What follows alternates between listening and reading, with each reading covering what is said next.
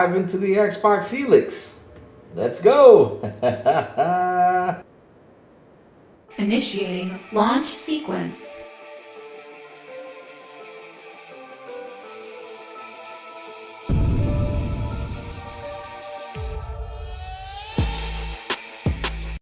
Let's begin.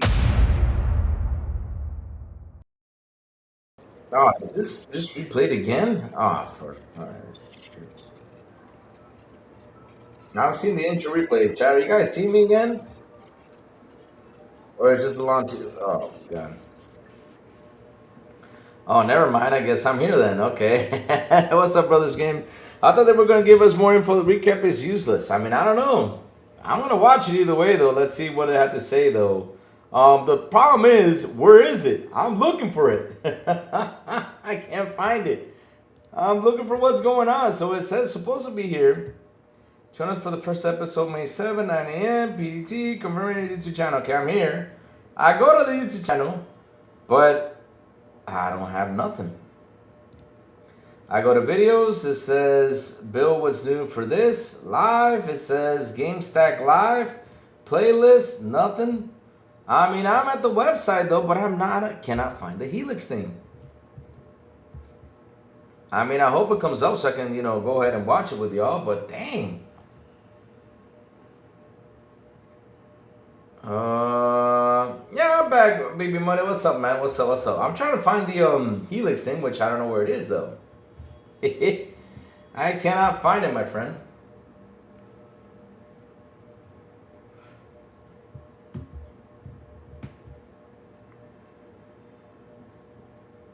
Oh, I mean, hey, maybe it can happen, you bae. Maybe they're just teasing us. I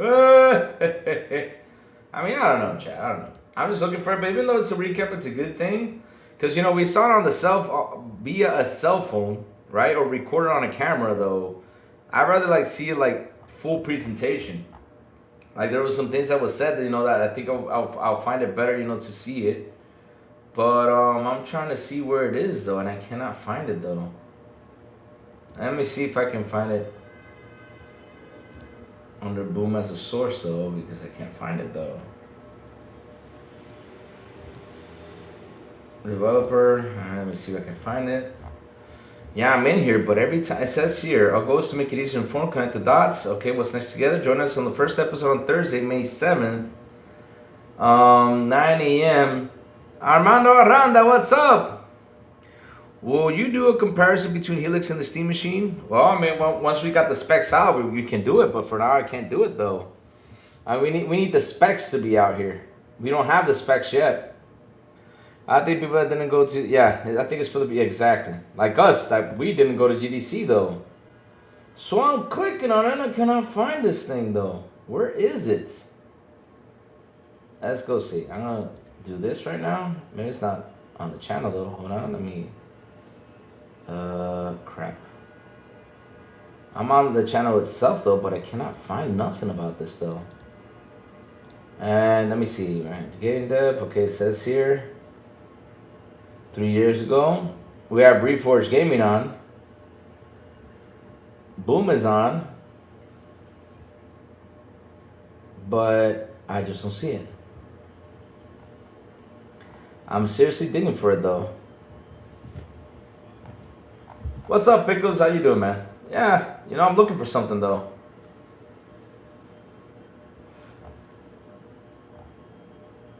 I cannot find the video game conference. Let me type in Xbox, though, just in case. Xbox. Let's see if Xbox has... Alright, let's go see. I type in Xbox, and of course, my name appears next to it. Live. 16 hours ago, we see the Stranger Than Heaven thing that happened. Shorts, videos, Batman, launcher, cool. Someone tells me it would just be a recap already. No, yeah, probably it is though, but it'll be fine to see though. It's got to be honest, though, it's gonna be a better show, than what we saw on the camera though. Even though they did a pretty good job recording it, but. It will be better for us to see it here. So I'm trying to look for it, and I cannot find it, though. Hey, boy, Red, what's up, man? How you doing? Good morning. What's up, Red? What's cooking? Yeah, I cannot find it, chat. Where is it? Where is it? Where is it? Come on, give it to me, baby. That was yeah, sorry, chat. That was bad. Yeah, that was bad, though. No, nothing. Nothing. Let me put, oh, all right, let's go. It's in the game dev, though. Says creating portraits from real Psychonauts 2. Okay, that's it. DirectX of State of the Union. Okay, that was 1 year ago. GameStack Live. Okay, but I cannot find the video though. Where is the video at? It's 11:55. We still not seeing nothing about it though. Chat, if you guys find something on Twitter, please send it to me this way because I'm not seeing anything though.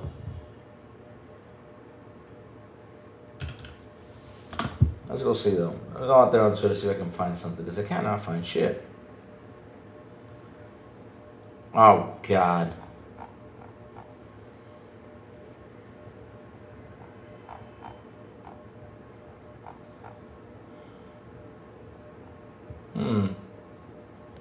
Okay, thank you for BB Money. BB Money, you sure that's it? Because BB, the thing is, you sent me some stuff out there. Where did you put it at? I can't see it. Which area? In my Discord? I'm in general, I don't see it. Where'd you put it at? Promote your content? Clip and highlights? General? Welcome? Let me see. Welcome? Nothing. Pick on Crazy Louie? Nothing either. Yeah, I'm in the Microsoft Game Dev YouTube channel. But the thing is, it just does not appear though. Is it gonna be a video though? It's probably a video or something though. I mean, if it's a video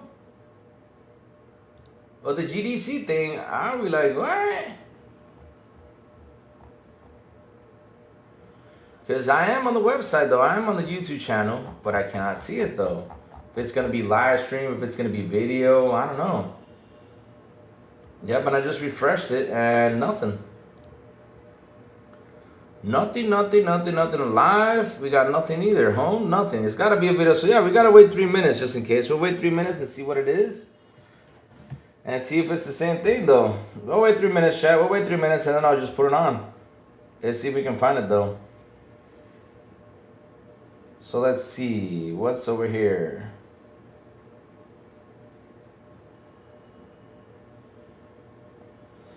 I can't see the link. No, because look, I'm here. I'm a Microsoft Game Dev. I am on the YouTube page. I am there. I'm subscribed and I'm everything, right? And so when I go to the Xbox YouTube page, right? I type in Xbox, of course. The first thing that pops up is, you know who? Reforge. I pop up. I'm there. And that's it. Then nothing. I'm not seeing anything on the Xbox website though. But on the game dev though, I have not seen anything pop in yet. So let's see though. It says the last video they posted is 1 year ago. This is your development with Xbox, something like that. Videos, 1 month live stream, nothing. I'm looking around, I can't find nothing though. That's it. It's just on the Xbox side? That's shoot. But they're also going to be on YouTube though. So I don't understand. If it's going to be on YouTube, it should be shown though. That's the part that confuses me though. On Microsoft Game Day, I'm there. Look, I'll even show you. Look, I'll show it to you right now because Louis in line. Look, let me go see if I can put the screen share. First off, let me close these 200 windows I have open. I have more windows than anything right now. Let me close this one. Close. All right, here, I'm gonna show it to you right now. Close. All right, here, let me do the screen share. Ah, look who just dropped in. So, God. Let's see though, Microsoft Game Dev YouTube, here we go. So see, I'm gonna show you right now. I am right here, chat. And I don't see it on here though. I just don't. I mean, I'm looking at the whole thing right here and it doesn't say anything.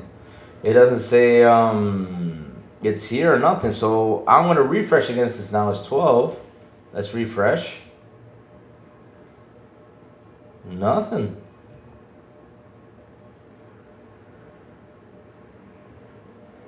Nothing. I don't understand. So now I'm gonna go out there on Twitter and see if Twitter has something for us that I'm not seeing though.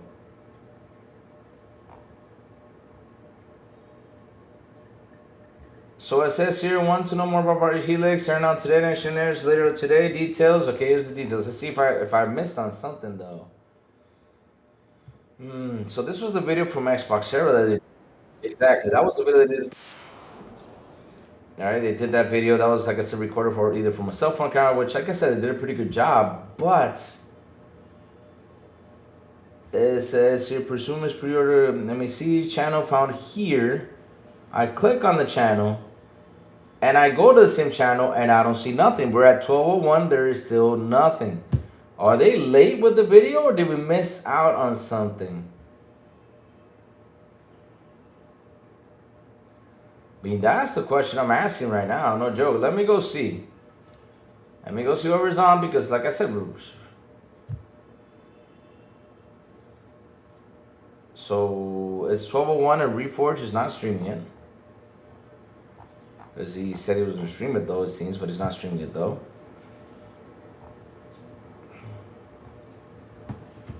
Other channel is up? Okay, thanks man, thanks man. Let me go to the channel then. Thanks man, thank you. Because I went to the channel but I didn't find it. Okay, let me go to Xbox. Here it is, okay, wait, no, that's not it though. Nope, that's not it though.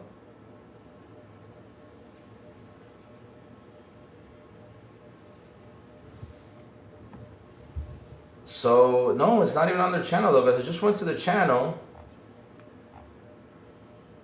And the last trailer that's on there is the Lego Batman Legacy of the Dark Knight official launch trailer. That's the one I'm seeing though. That was the one that's like an hour ago. So I'm going to click on their channel. And let's see if I'm missing something. Go live. Videos. Nothing. So on this channel, let me see, refresh. 4 years ago. We are here. We're at the Microsoft Game Dev. We're right here. You're seeing it right on my screen. This is it. So if I go to videos. Okay, here it is. Thank you. Wow. It's an hour long. Okay, thank you for that. Okay, we found it now. Let's go. We found it, chat. All right, perfect. So, thank you for that. Porter. And I'm Chris Charla. And we're so excited to welcome you and are glad you're joining us. It's an exciting time. We're focused on great games, the future of play, and a return to Xbox. And we can't wait to go on this journey with you. This is an hour long, though. This is the Xbox Game Dev Spring Update. It's our moment to pause, to connect, and to look ahead together with game developers. We're here to share what's new, what's changing, and what we're learning across tools, platforms, and programs to help you build great games with Xbox. You guys hear now? Today, you'll hear a mix of things. Deep dives, practical updates from our teams, and clear takeaways you can use right away. We're building what's next. We're reflecting on recent showcases and looking back to key moments from the Game Developers Conference, which is what we're covering today. So, settle in, tell us what's useful, and let us know what you'd like to see. Now, let's get started with a look back at GDC. To kick us off, here's a Project Helix recap with Chris Charla and Jason Ronald. Thanks, Annette. Hey, everybody. I'm Chris Charla, and today we've got a really special segment coming off one of the most exciting things we talked about at GDC. And of course, I'm talking about Project Helix, our next generation console. Good. Helix sparked some huge conversations with the dev community that are really still ongoing. And, you know, we all know when these sort of announcements happen, they typically happen at a big show, at E3 in the olden days or other big things. We were really proud to be able to announce Project Helix at GDC direct to developers. Unfortunately, not everyone can attend GDC. And while lots of people have read news reports and summaries, we're really proud today that we're going to bring you the actual conversation with Jason Ronald, where he introduced Project We're watching it. What are you talking about? So without further ado, allow me to introduce our VP of Next Generation, Jason Ronald, presenting Building with the Future of Xbox at GDC 2026 this past March. Thank you guys very much. I'm excited to be here this morning and kicking off GDC for Xbox. GDC is one of the most exciting times of the year because it's the time that we as an industry get together and just really share our best practices, what we're learning, the challenges that we're facing. And for those of us on Team Xbox, like, this is really an opportunity to share how we think about the future of Xbox and how do we build it together with the developers in the room, the developers all around the world, and the community. Gaming's always been in Microsoft's DNA, and it was really funny putting this together because Microsoft Flight Simulator is the oldest franchise in the history of Microsoft. Microsoft Flight Simulator was released in 1982, 3 years before Windows itself had actually been released. And when you go back and you look at the screenshots with the eye-popping resolution of 320 by 200, the fact that you could run this in 64K of RAM, like, who would have ever thought we would need anything more than this? But to really think about where the industry's come in the last 40 years is nothing but remarkable. And it's really a testament to the creativity of everybody in this room and really pushing the boundaries of technical advancement so that we can continue to build these great immersive worlds that players love to spend their time in. And for 25 of those years, we've had Xbox. And Xbox has really been focused on how do we continue to bring people together across generations, bringing iconic franchises and games to players, and making sure that we really celebrate that shared love of play. And as we celebrate 25 years of Xbox, it's really about celebrating the people. It's the teams. Chat, I'll be right I back. have so many great war stories from people that I've worked together with for over the last 20 years of me being at Xbox. The game developers who have put their heart and soul into some of the most iconic franchises you've ever played. The stories that we all have, you know, the memories we have of playing with family members or friends or people who got married because they met together via gaming. There's just a huge opportunity. And then when we really think about it, there's over 5,000 developers currently building games for Xbox today. So as a longtime member of Team Xbox, I just really want to say thank you to everybody here and to all the game developers around the world for sharing your talent, for sharing your creativity, for sharing these epic games that we all know and love. And that's really what's made Xbox special for the last 25 years. And for 25 years, Xbox has redefined how the world plays. From day one, we've challenged ourselves to rethink how games are made, how they're played, how do you actually engage with them, and like creating those memorable experiences for players. And that all started with the console. When we released the original Xbox, we designed it to be the premium living room gaming experience. And there was so much innovation in that console that today we just take for granted. But at the time, it was really disruptive. It really challenged a lot of assumptions. It was the first console to ever have a hard drive in it. At the time, it was kind of insane. Why would I put a hard drive in a game console? Also, at the time, it had an Ethernet port. Everybody's still gaming on 56K modems. And if you're old enough to remember what a 56K modem is, kudos, welcome to the club. But it was because we believed this idea of what ultimately came Xbox Live, bringing players together, sharing experiences. And at the time, that was all in the domain of the PC. We'd never seen it in game consoles before. Then you look at the Xbox 360, and that really introduced the HD era to gaming. You know, it was the first console that had an online digital marketplace. Once again, I think everybody remembers Horse Armor. But now it's like part of the lifeblood of the industry because more opportunities for players to engage with their content and for developers to be successful. It also had Xbox Live deeply integrated into the fabric of the user experience. And this really was what created the Xbox community that many of us know and love today. Then you look at the Xbox One, the first time we ever did a mid-generation console update with the Xbox One X to usher in 4K gaming into the console market. It was also a major leap forward for backwards compatibility, being able to bring all of your games from prior generations forward with you. And then you even look at the Xbox Series X and S. It was the first time where we designed 2 consoles from day one so that we would have a high premium console for the most demanding players, but then you also had a more affordable entry point, and both consoles were able to play the exact same games.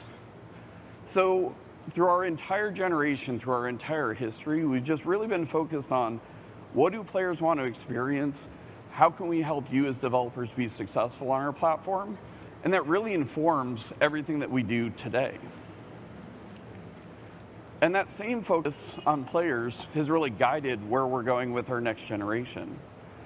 Last summer, we announced a multi-year, multi-product strategic partnership with AMD to support our next generation of devices.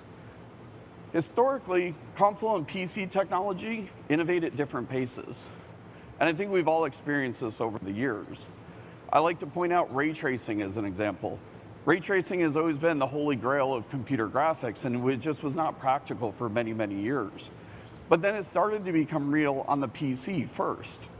But you didn't really see developers start to adopt it until the current generation of consoles had hardware-accelerated ray tracing support, because you needed to be able to reach the largest audience possible, and it's hard for a developer if you can't count on that large addressable audience. We've done similar things in consoles, such as mention of direct storage with the Xbox Series X and S. You know, one of the biggest problems that we had was memory bandwidth was really constraining what you could do on the development side. So we really leaned into the technology of SSDs. We invented new APIs and new capabilities with direct storage, and then over time we brought them to PC. Sorry about that, Jack. And so I think one of the fundamental things that we're doing differently with this generation is we're really trying to, as opposed to designing one piece of silicon for an individual device, we're now designing a family of silicon that will work across many different form factors, from your console to a handheld. And the same technologies that we're introducing will also show up in AMD's discrete GPU roadmap, in the same chips that power the cloud. Because ultimately what we're trying to do is we're trying to provide one common platform for game developers so that you can design and optimize your games and have confidence that they can run well across a whole spectrum of devices. And last week, we publicly acknowledged we are working on our next generation console, codenamed Project Helix. Good. And the entire design of the console is to usher in the next generation of console gaming by advancing the state of the art and really breaking a lot of these barriers down that I was just talking about. So when we talk about Project Helix is designed to play your Xbox console and PC games, delivering high performance and providing the ultimate player-first experience. We're partnering closely with AMD to define the next generation of rendering and simulation. Project Helix is powered by a custom AMD-based SoC, and it's co-designed for the next generation of DirectX. Project Helix brings intelligence directly into the graphics and compute pipeline, delivering step change functions and gains in efficiency, scale, and visual ambition. And we have great talks throughout this entire week where we're really going into a lot of the depth of the future of DirectX. Beyond the SoC, it also includes an order of magnitude increase in ray tracing performance and capability beyond what's currently possible with the Xbox Series X and S. It also unlocks GPU-directed work graph execution, eliminating CPU bottlenecks, meaning that the GPU can actually generate its own workloads in real time, delivering a massive uplift in performance and enabling massive real-time simulations in large, complex worlds using runtime generated geometry and large-scale interactive worlds that players actually want to engage with. The other thing when we think about this is Project Helix is really designed for the next generation of neural assisted rendering. We've reached some of the limitations of what's possible with traditional rendering techniques. And if we want to continue to advance the state of the art, we have to invent brand new technology.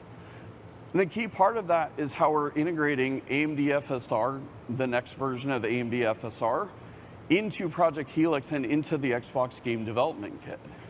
And this is really designed for that next generation of neural rendering techniques, whether that's neural materials, whether that's generated images, or even if you think about things like the latest ML-based upscaling techniques or super resolution techniques. You think about brand new ML-based multi-frame generation. And there's even new capabilities such as a brand new ray regeneration technique that's really designed to deliver high performance ray tracing for both real-time ray tracing and path tracing. Another area that we're really focused on with Project Helix is what we call deep texture compression. I think if you look across the industry right now, and if you look at the massive increases in storage prices and memory prices, if we want to continue to push the boundaries, we also need to invent brand new techniques that allows us to leverage the hardware in much more efficient ways while still making gaming accessible. And I think this is a responsibility and really a call to action across the entire industry. There's a ton of work that we can do on the hardware side. There's a ton of work that we can do on the software side, but it's also about how you take advantage of this as developers. And so when we talk about deep texture compression, that includes the latest neural texture compression techniques, but we're also leaning in very heavily into Z standard as well. So that is a capability that allows you to use the latest version of direct storage and be able to stream assets directly off of the storage drive and be much more sensitive in how you're actually using memory because you can actually stream it directly off of the SSD itself. And I'm excited to share that we are going to send alpha versions of Project Helix to developers starting in 2027. And we're already on this next generation journey with a lot of the things that you'll hear about this week, as well as our latest GDK that came out in fall of last year. And we'll have so much more to talk about Project Helix over the coming months. Now let's pivot a little bit and talk about the future of play. Not only has technology fundamentally changed, but player behaviors have also changed. The days of people defining themselves as I'm a console gamer, or I'm a PC gamer, or I'm a mobile gamer don't really exist anymore. The biggest games in the world play across many different screens, whether that's your console, whether that's your PC, maybe it's on your smartphone or VR, or even being able to stream from the cloud down directly to a smart TV. The biggest games are playable across multiple screens, and the most engaged gamers play across multiple devices. So we've really had to rethink, like, how do we build an ecosystem? How do we build hardware? How do we build the development tools in a world where players are going to play across multiple different devices? Also, I think many of us in this room, we've loved this hobby for many years, and we built libraries across many different storefronts. I have the games that I bought from Xbox. I have games that I have access to via a Game Pass subscription. I also have games that I purchased in other leading storefronts. And as a player, I want to remove those barriers. My library is my library. These are my games. These are the things that I have these treasured memories around. So why should I have to go between different user interfaces or pick up this device to play that game? We want to break down the artificial barriers that exist between PC and console games because that's what players are asking for. Modern players grew up in a very different world. They don't think about the world in such as, this game should only run on this device. They grew up in a world where their media is available on any screen. And we as the game industry need to move towards that model. And we as Xbox have to design and build the platform that makes that easy not only for players, but also for developers. And then the last thing is we really look at how players play now, it really has to be deeply personal to me as a player. We all love video games, but I guarantee if I pulled everybody in this room, we all play very different video games. You know, sometimes I'm feeling like in an ultra competitive mode and I really want to go in and, worry about my KD ratio and where am I on the leaderboard? Sometimes I want something cozy and creative. So even myself, my moods change, my tastes change. And then if I'm in the game, let's say we're all playing the same game, we might play it fundamentally differently. I might choose to be a tank. You might choose to be a healer. I might want to be a sniper. You may love the passion of a close quarter combat with a shotgun. The reality is when you look at the next generation of players, what's deeply important to them is that they can find their next favorite game and they can see themselves in the worlds that you create. And so just like we talked about with the history of the Xbox console, this is really informing how we think about the future of play and what we need to design and build as a platform. As part of that, what we've really learned is, as we look at it, PC is becoming an increasingly important part of the Xbox experience. To the point that last year, in 2025, we had the peak number of players, Xbox players, playing with Xbox on PC than we've ever had in our past. And so one of the things that we're doing is we're bringing the best of Xbox to Windows itself, to make Windows itself a great operating system for games wherever I may choose to play. And an early version of this is what you saw with the ROG Xbox Ally. I've been around Xbox for about 20 years. I think for 20 of those 20 years, people have asked us to get into the handheld space. We've looked at it for many different times, but this felt like finally the right opportunity. We saw the momentum that was happening in the ecosystem. We saw all these great experiences. But at the same time, too, we wanted to bring in a distinctly Xbox flavor to that. So even though the ROG Xbox Ally is powered by Windows under the covers, I never see Windows. I jump into a direct Xbox first experience that allows me to see all of my games in my library. Those are the games that I purchased from Xbox, I have access to via Xbox Game Pass. It also includes games that I can stream from the cloud. And I can also play games that are installed from other leading storefronts. Because once again, I never want to have to leave that experience to go find a game just because I bought it from somewhere else or I got access to it in another way. We're also constantly listening to feedback from players. We're really excited to have Auto SR and highlight reels, both of which are in preview right now. They will be released to players in the coming months. And it's really about this constant iteration, this constant evolution, this constant improvement that we want to go deliver. We also have taken a lot of the things that we've learned from Xbox to really improve this experience, such as advanced shader delivery. This is a problem that we've solved in consoles for probably, the last 10, 15 years. And I will say for me, as a player, there's nothing more frustrating than when I go and launch a game on my PC, I'm super excited, I downloaded it, I'm ready to go, and then all of a sudden you get the infamous progress bar. Shaders compiling. And it's like, oh, this is gonna take a minute. Maybe it'll take 2 minutes, maybe 15 minutes. And then all of a sudden I'm like, wait, where did all my game time go? Because I was just waiting for this. So we created a technology called advanced shader delivery that launched first with the ROG Xbox Ally. And there'll be talks later this week where they talk about how we're expanding access to advanced shader delivery and making it easier for developers to more directly integrate it into your pipelines. Because ultimately our North Star is we want to make sure that we're getting players into the fun as quickly as possible.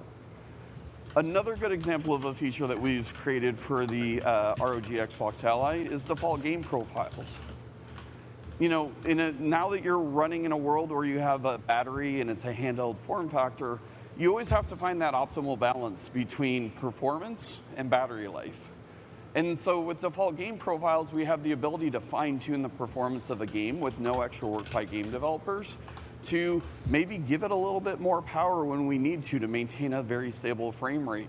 Or maybe even reducing the frame rate of the game, but keeping it consistent because now I can get more hours of play out of it and when it's actually in a mobile form factor. So this is another example of a feature that we created that started on the Xbox Ally. We're continuing to improve it. We're continuing to expand access to it. But I think the part that's really important is, more than anything, I want to say thank you to all the developers and the players who have been playing on this, because we listen to the feedback constantly, and the feedback that we get from the community directly influences our forward plans. So thank you to everybody who's providing feedback, and know that this experience will continue to improve entirely based on the feedback of the community. And based on that feedback, one of the pieces of feedback that we got was everybody wanted the same experience on their PC, to the point that people were actually figuring out how, via registry hacks, to actually enable this on a PC before we were even planning on announcing it. So I am proud to announce that Xbox Mode will be coming to Windows 11 in select markets starting in April. And this is just really leaning in and making sure that no matter where you choose to play, you get a distinctly Xbox experience. And so all of the same features or many of the same technologies that we introduced with the Xbox Ally are now available on your desktop and on your laptop. The difference is in those devices, when I'm at work, and trust me, don't do this, but I sometimes am at work and I don't play games at work. But I can be at work, but then when I'm at lunch or at the end of the day, I can actually switch directly into Xbox mode, and I get that full fidelity experience that feels very console-like, feels very similar to the ROG Xbox Ally experience. It puts my games front and center. It puts my library front and center, including those games that have been installed from other storefronts. It also recognizes the fact that most players play on average 3 to 5 games at any one time. So my most recently used list of games, it doesn't matter where you played them last. It could have been via the cloud. It could have been on my console. It could have been on my PC. Those games are always instantly available right in front of you because this is what players actually want, is they want their content front and center. Another area of feedback that we've gotten from the community is as players are starting to play with Xbox across multiple screens, they're noticing a lot of fragmentation within the experience. Maybe we have different filters in, say, the PC experience versus the console experience. Or, hey, I know where my friends are here, but it's in a slightly different experience over here. And so what the team's been doing behind the scenes is they're doing a lot of work to really deliver a consistent experience. So it feels very familiar and it feels very distinctly Xbox, no matter where you actually are choosing to play. Because as a player, if I choose to move between screens, I shouldn't have to learn new user interfaces just based on the screen that I'm on. That doesn't mean you're going to have the exact same user experience because we think about things like screen size. We think about things such as input modalities. But this is really designed around a consistent, familiar, distinctly Xbox experience wherever you choose to play. This also applies to developers as well. We know in a cross-device world, today in the Xbox ecosystem, most developers are actually managing 2 different versions of their game. You generally have your Xbox version of your game or your console version of the game. A lot of times this requires access to special SDKs or different versions of middleware. Sometimes developers have a customized version of the engine itself. But the vast majority of developers are also shipping their games on PC. And so we've done a tremendous amount of work with the GDK to bring the GDK together into a unified experience, but we still know that there's too much friction for developers here. If you really look at it, the vast majority of the code that your game runs on the Xbox is the exact same code that runs on other platforms. So just like for players where we want to streamline that experience, we also want to streamline that experience for developers as well. So in the future, what we're working on is really bringing these development models together so that you can have one common development pipeline, but you still have full access to all the things you would absolutely expect from Xbox. The Xbox GDK continues to exist. It provides access to a ton of different technologies, access to my Xbox identity, things like achievements, things like multiplayer, things like family safety, things that players love and expect from an Xbox-powered experience. But we're also making the platform itself much more analogous across multiple devices. And ultimately, we've designed this in such a way that it can more naturally integrate into your development pipelines. So this is an area that we've spent a tremendous amount of time traveling around the world, meeting with developers of all different sizes, because we want to make sure it fits naturally into your development processes, as opposed to creating a lot of friction for you as developers that take you away from the great things that make your game. Another good example of this is, over the years, we've built some best-in-class performance tools and debugging tools. And there's a great talk later this week where we'll talk about how we're bringing console-level shader debugging and console-level profiling to Windows itself. Because just because you're building a game, whether you choose to ship it on PC or console, you shouldn't have to learn a completely new tool set, or you shouldn't be at a disadvantage. And these are some of the biggest updates to DirectX and Pix that have happened in more than a decade.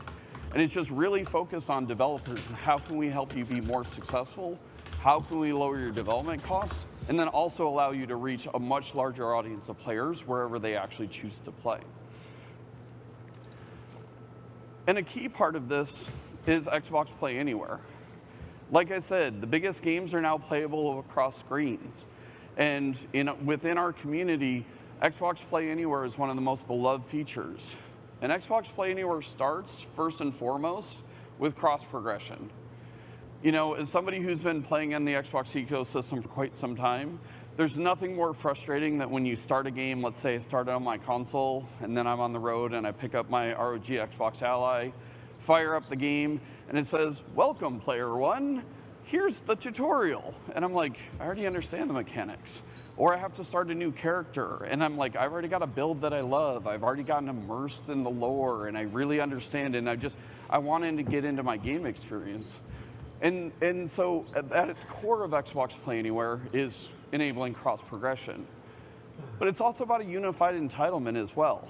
You know, I don't think of it as, this is the PC version of the game, this is the console version of the game. I just want to play the game. And so when you purchase an Xbox Play Anywhere title, you're given the entitlement to be able to play on any screen. And that's really important to really deliver that seamless experience, especially when you think about the next generation of players who they're used to this kind of behavior in other kinds of media. Not only is Xbox Play Anywhere good for players, it's also good for developers as well.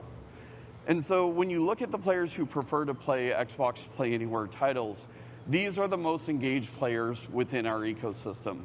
They play on average more than 2 times the same number of hours as other players. They also purchase more than 2 times those number of games. And these players actively seek out Xbox Play Anywhere games. So when they're looking for their next favorite game, oftentimes they will explicitly look for what other games support Xbox Play Anywhere, because the game responds to how they actually want to play. And I'm excited to share today the catalog for Xbox Play Anywhere games has more than 1,500 titles in it, including titles from some of the biggest publishers in the industry. Because as we go talk to developers, they see the same trends that we do. They see the same opportunity that they do.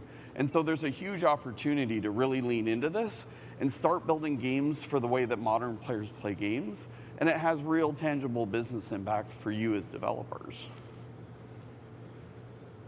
And we can't talk about games without talking about game preservation. Game preservation is deeply personal for me. I have so many personal stories of, games that maybe my son has played, and it's like the game came out before he was even born. But for him, yes, it might be an old game for me. It's a brand new game for him. And I fundamentally believe that great games are timeless. And not only is this something that's deeply personal to us, it's also being one of the largest publishers in the industry, one of the largest platforms in the industry, we feel a deep responsibility to preserve the games from the past. Not only do we want to preserve those games, but we also want to take advantage of the latest technology to enable them to be played in entirely new ways. I think about features like Auto HDR as an example. Being able to put HDR on top of a game that was created before HDR even existed, it feels entirely new. It feels very fresh. I think about features like FPS boost, where we take games that were originally designed to run at a certain frame rate, and now we're able to run it at a significantly higher frame rate. It almost feels like a remaster for a lot of players. And then I also think about a game like Fusion Frenzy. When Fusion Frenzy was created for the original Xbox, the developers at Blitz Games could have never imagined a future 25 years later where their game is being streamed from the cloud to a smartphone. When Fusion Frenzy was created, HD didn't even exist, let alone smartphones and game streaming. And so with all of these new technologies, there's entirely new ways that we can not only preserve and protect the games from the past, but be able to actually enable them to be played in entirely new ways. So the game preservation team has been working very hard in the background for a number of years. And as part of our 25th anniversary later this year, they will release some iconic games from the past that are now going to be able to be played in entirely new ways.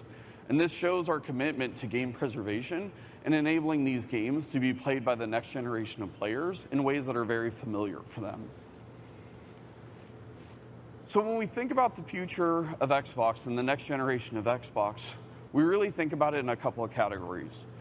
First, the console. The console is absolutely core to Xbox. It is the heart of who we are. It will always be around and is critically important to our future. So we're investing very heavily in Project Helix to really usher in the next generation of console gaming. We continue to be really excited by the handheld, and we're seeing just tremendous growth in the handheld market. And I will say for me personally as a player, it has fundamentally transformed how and when I play games. It just gives me that many more opportunities to engage with the art form that I know and love, and it's my preferred form of entertainment. And then also we have a lot of innovation coming in the accessories space. In a world where players play across multiple different devices, you have to be able to have your controller move across screens with you. The controller is also the physical connection between a player and the games that you create. So how can we drive deeper immersion and higher fidelity into that experience while players choose to play across any screen that they choose to? But ultimately, it's all founded in incredible games.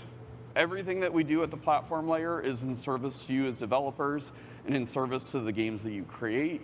We have an incredible lineup of games coming out later this year. Some of our most iconic first-party franchises are returning this year, but we also have incredible games coming from the biggest publishers in the world to some of the most innovative, creative ideas from the independent development community.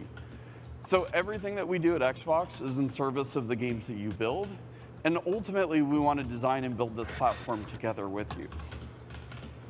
And with that, I just really want to say from my heart, thank you to developers all around the world. Thank you to all the developers here in San Francisco for GDC. We couldn't do this without you. We are only successful if you are successful on our platform. And we need your feedback to make sure that we're designing and building the platform for the next generation of players and developers. Wow, that was a fantastic session. It is always cool to see just the moment these, Before I continue with the video, right, before we continue on, chat, shout out to the 86 or 90 people here watching the show. Please hit the like button. Please hit the subscribe button. And also hit that bell. Do it. Come on, let's go. Okay, back to the video. Announcements come into the world. Thanks to everybody for watching this important update from Jason at GDC. We're super excited to hear more from you about what you think about Project Helix, and we can't wait to share more details about the next generation of Xbox in the future. Please stay tuned. So up next, we're going to go over to Travis Bradshaw, a veteran dev who was a lead programmer at id. He actually led QuakeCon for many years, and he is one of the coolest, smartest people at Xbox. Today, he's leading our Xbox developer onboarding team, among a bunch of other stuff. So, take it away, Travis. Thanks, Chris. It's great to be here. Chris and Jason just walked you through Project Helix updates. I want to focus on the developer tools they mentioned. What we're shipping to make Xbox a faster, simpler place to build.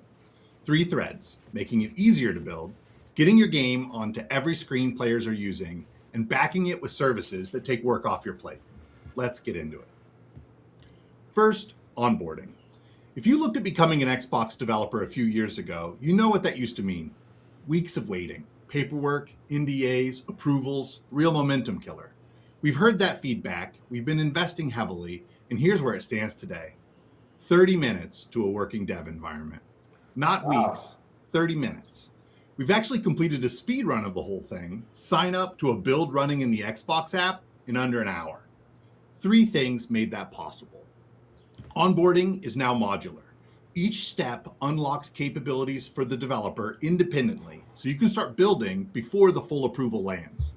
Agreements are now automated, over 90% less handling time, no waiting on someone in an office. Wow. And the big one, the game development kit and the full developer documentation are public. No NDA, no permission gate. Open a terminal, run win-git install Microsoft Gaming GDK, and you're building. The trajectory is clear, from weeks to 30 days to under an hour. The distance between I'm curious about shipping a game on Xbox and I'm building on Xbox has never been shorter. Wow. If you haven't shipped on Xbox before, gamedev.microsoft.com is your front door. Now let's talk about back-end services. At GDC, we announced Foundation Mode for PlayFab. Every Xbox developer gets PlayFab's core game services cross-platform at no additional cost. No Azure subscription needed, no payment instrument, no monthly bills, all included in your Xbox platform agreement. Foundation Mode covers 7 services, but you can think about them in 3 groups. Identity and Social is a unified player identity across Xbox, PlayStation, Switch, Steam, Epic, and mobile, plus friends, groups, leaderboards, and chat. Multiplayer and saves, cross-platform game saves, matchmaking, and multiplayer networking on Azure's global infrastructure. Wow. And finally, live game operations, which has your economy, live ops game management, and telemetry streaming from every platform you ship on. And here's the practical part. You don't have to wait until launch. The moment you commit to shipping on Xbox, you can start building with all of this. Foundation Mode is in public preview right now. Go to gamedev.microsoft.com for everything you need to get started. Next, where your game actually runs, because that picture is getting wider every year. We talked about this at GDC. Xbox started as a single console, and today it sits at the center of a much wider environment. Windows desktops, laptops, handhelds, and more. The data backs up why this matters. More than half of players move between devices, and games that support Xbox Play Anywhere see over 2 times the play hours Wow. of games that don't. Players want to start your game on the couch and then keep going on the go. It's fucking awesome. And the surface keeps growing. The Xbox experience is now available on ARM-based Windows 11 devices. Every new device class that joins the Windows family extends the reach of what you've already built. Pair that with Xbox Mode, which Jason mentioned earlier. Players choose between the Xbox experience and the classic Windows experience whenever they want. On handhelds, Xbox Mode even frees up extra memory for your game to run. Now, wider reach is only useful if it doesn't multiply your development cost. So we've been investing on the workflow side too. Xbox PC remote tools are in public preview. If you've ever burned hours setting up remote Windows test devices, fighting firewall configs, or copying full builds across the network just to test on a handheld, this is the work we've been doing to remove that friction. The Xbox PC remote tools include 4 components. Xbox PC Toolbox lets you securely provision and pair remote Windows devices in minutes, no more manual setup. Xbox PC Remote Debugger is a Visual Studio extension on the public Visual Studio Marketplace. Hit F5 to deploy, launch, and attach to a remote device. Remote iteration command line tools plug into your scripts and CI pipelines, and remote iteration APIs let you bake all of this into your custom engine or toolchain.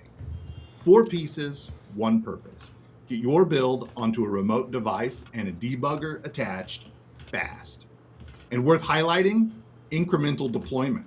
Instead of copying your entire build across the network every time, it sends only the files you've changed. That speeds up your iteration cycle significantly. And these tools work with any Windows game, regardless of storefront. There's no Microsoft GDK dependency. There's not even an Xbox PC app dependency to use these tools. The takeaway is you can build for Windows once and the ecosystem carries you. Today it's PCs, laptops, and handhelds. Tomorrow it's whatever Windows device joins the family next. Build on Windows, test anywhere, iterate faster without multiplying your dev cost. The Xbox PC Toolbox is available now in the Microsoft Store. One more thing before I hand it back. GDC didn't ship all of our news.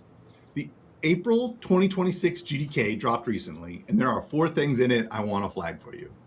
First, preview support for the native ARM64 libraries across the GDK, Xbox Network Services, and PlayFab libraries, which pairs directly with the ARM Windows story I just walked through earlier. Second, Visual Studio 2026 support, so you can build on the latest tooling. Third, we've made several quality of life improvements to the sandbox experience that take some of the confusion out of managing packages across sandboxes, and there will be more to come there. And fourth, MSI XVC2, the next generation of PC game package format from Xbox, is now available for testing with your game, so you can see how much faster you'll run soon. If you're already on the GDK, grab this release. If you haven't tried it yet, the front door is open. And with that, I'm excited to welcome Sean Hargraves to share with us the State of the Union for DirectX. Ooh. Thank you, Travis. I'm Sean Hargreaves. I lead the DirectX team. Hi, Sean. And I am here to talk about everything that's going on in the world of DirectX. So I'm going to look backwards a little bit to some features that we've released over the last year, and then spend most of this time looking forward to what's coming up in the world of DirectX. So looking backwards, over the course of 2025, we've shipped a number of big features and some smaller features. Many of those things have gone out through releases of the DirectX 12 Agility SDK. We've included things such as Tiled Resource Tier 4, which enables more efficient resource management. A couple of big features in ray tracing, opacity micromaps and shader execution reordering enable higher quality, more detailed ray tracing for things like foliage that were previously very expensive. We also released the high-level shader language, Shader Model 6.9, supporting those features, with a bunch of other new things in the shader compiler. We've been doing a bunch of work on tooling, releasing 6 different versions of PIX over the course of the year. We released Direct Storage 1.3, which improves asset streaming for high-performance loading in games, and an early version of Advanced Shader Delivery, which I'm going to talk more about later in a looking forward section. I'm not going to go into details of everything on this list here, but at the end of this section, I'm going to share a link to the team blog where you can learn more if you're interested in details of any of this work that the team's been doing. Mostly, though, I'm excited to look forward to what's coming up in the world of DirectX. And the team is working on a whole bunch of things that you can really kind of focus into 5 big pushes around areas that we see as being very important to improving the quality of gaming across Windows and also on Xbox, which is also powered by DirectX. Mm-hmm. And I'm going to go through each of these topics separately and talk about the work we're doing towards improving each of them. So the first big area is machine learning. What does that mean for the rendering pipeline? And when I say machine learning in rendering, I'm not talking about like large language models and generative AI, although there are also lots of interesting things going on there. I'm really talking about like small models that do very specific things integrated tightly into the conventional rendering of a 3D frame in a game. And so some of the things that we've seen already in this space are things like upscaling to improve the resolution and add more detail beyond what the GPU is capable of conventionally rendering, generating more frames using ML to improve the frame rate. Things like denoising that can make ray tracing more efficient and produce higher quality images.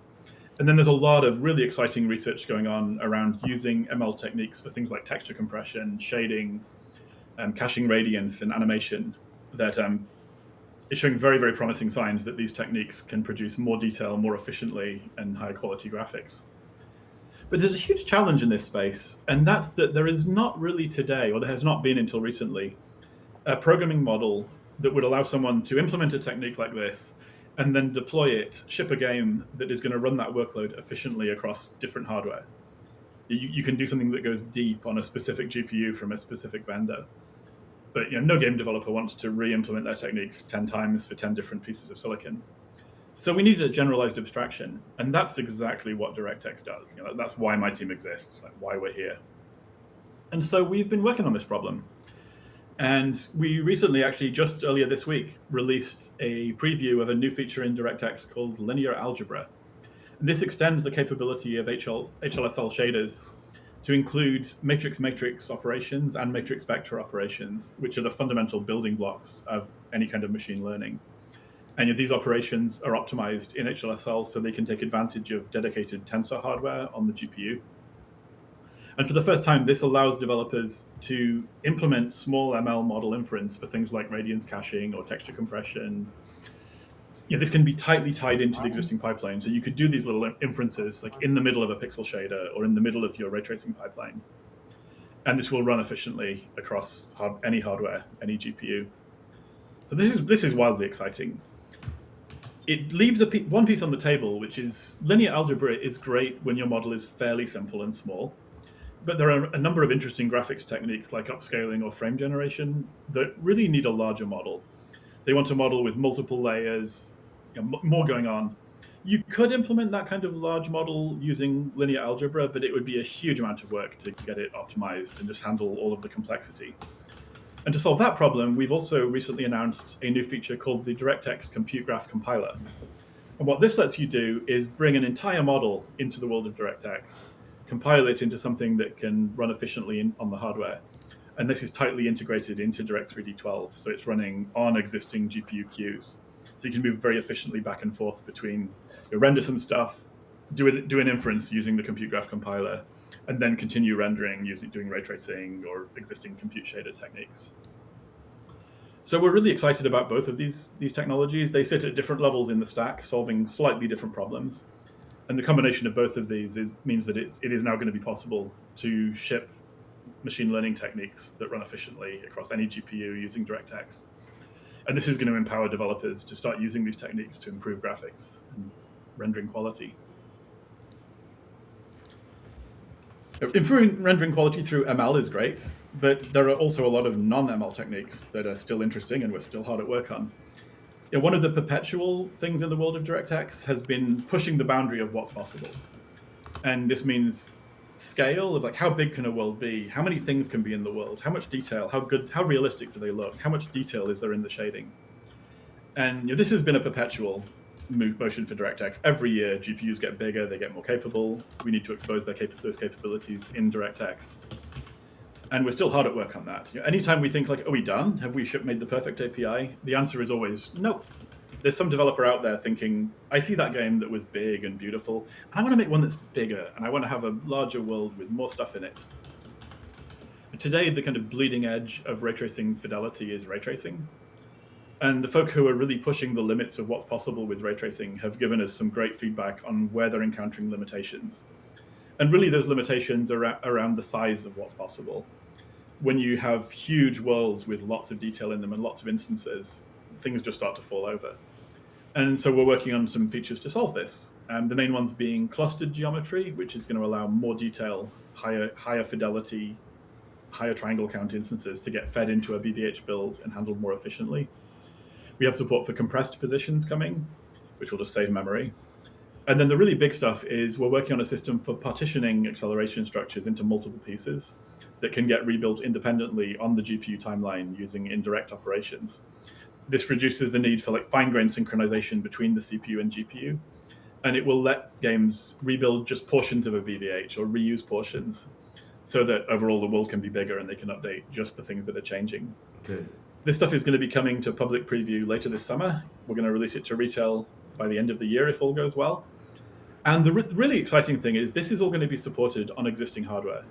Often when we add a feature to DirectX, it needs new GPUs to enable it. And so we're kind of waiting on a hardware upgrade cycle before games can really start taking full advantage. These ray tracing improvements are all driver software changes. So when this new functionality ships, this is going to run on the vast majority of existing ray tracing capable installed GPUs. So this is something that games can immediately start using and getting benefits from to just do more and be more ambitious with ray tracing. So that's all great. Now we've been able to make games that use ray tracing to be bigger and they use ML to be more detailed and more realistic. But there's another problem kind of lingering behind all of that. What if the game just crashes? Nobody's into games that crash. And the reality today is that when you do complicated things on the GPU, you might make mistakes as a developer and hang the hardware, or there might be a bug in the driver that hangs the hardware, or a bug in DirectX itself or in Windows that hangs the hardware. And when this happens, there isn't really a good way to debug it. The current technology for debugging hangs on the GPU feels like it's very primitive, almost back in the Stone Ages. Wow. So we hear a lot from developers who say that it can take months to figure out a GPU hang and root cause it so that it can be fixed. Developers are using techniques like guesswork, telepathy, reading tea leaves, just laboriously reading through code, trying to find a mistake, and just reviewing hundreds of thousands of lines of complicated code looking for an error. There isn't currently any technology to just actually investigate the crash when it happens and try and figure out why did that take place, until now. So to solve this problem, we're introducing a new feature called DirectX dump files. This is a dump file that's going to be created when the GPU crashes. We're going to go and gather up all of the hardware state, the software state, what was Windows doing, what was the driver doing, what was happening in the video memory management kernel. We're going to put this all into the file. These files will be supported by all hardware vendors across the Windows ecosystem. These files can be created on development machines at development time. Also, you can collect them from end users when GPUs are crashing out in the wild. And then you can load this file into Pix analyze it and understand what's going on. And this is going to really move the needle on how easily and completely developers can fix crash problems. But that's not all we're doing here. We have a bigger ambition. And that's really to bring the level of tooling that has existed for GPU debugging and profiling on consoles to Windows as well. And those of you who've worked on both platforms have been aware for a long time that tools on Xbox have been just better than what Windows has. And that's kind of for obvious reasons. Xbox is a vertically integrated ecosystem with a fixed piece of hardware. And so we've been able to build tools that are very specific to Xbox. It's much harder to do that in an ecosystem where there are many GPUs from many vendors and lots of different drivers. But that's the challenge the team is taking on. We're about probably halfway through the journey. We've done a lot of big stuff to improve PICs. We have a lot more to do. And we have one big thing coming. There's a release of PICs coming in just later this month, if all goes well, possibly next month, if it takes a little bit longer. The team is scrambling right now to get all this stuff ready to release.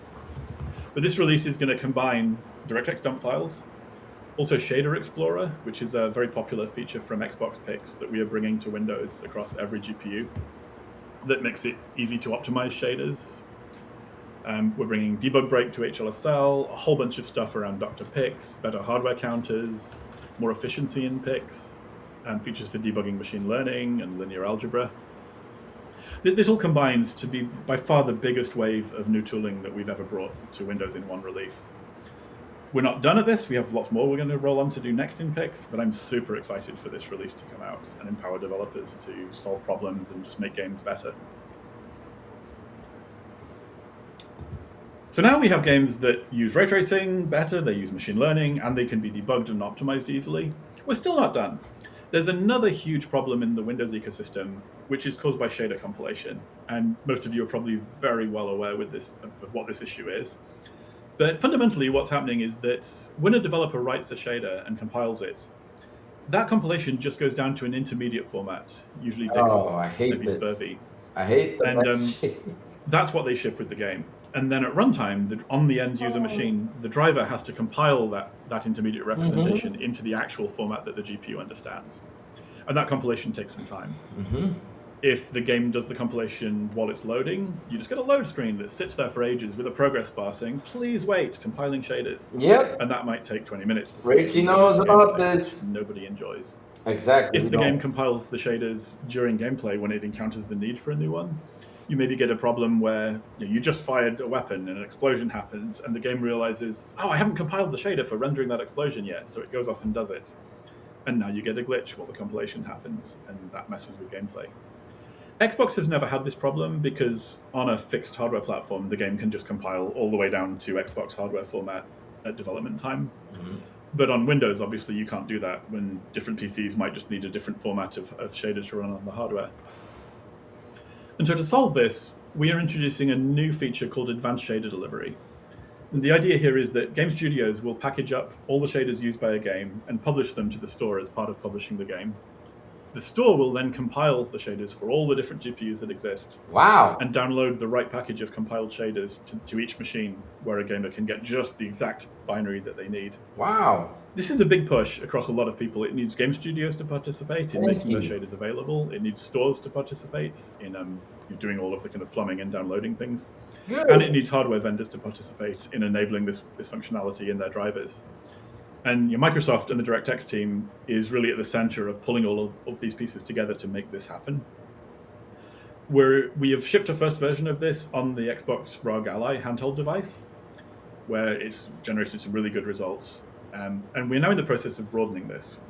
The goal is to enable this across more games, more devices, more different GPUs, and more storefronts. So over the months to come, good stuff. You can expect to see advanced shader delivery rolling out in more and more places. And ultimately, our goal is to have this everywhere, across every game, every store, every GPU, so that shader compilation glitches are just a thing of the past. Holy shit. That's right, Robbie. Holy shit. The fifth and final area I want to talk about where we're investing is in asset streaming. Our investment here is driven by an observation that we made really like 5 years ago now, that was that memory sizes are not increasing very much anymore. But games keep getting bigger. And at the same time as this, SSD drive transfer speeds have been increasing. So in a world where you have a bigger game trying to fit into a not bigger amount of memory, but you can load things very quickly. And a kind of obvious direction is, well, okay, what if we just move things in and out of memory quickly?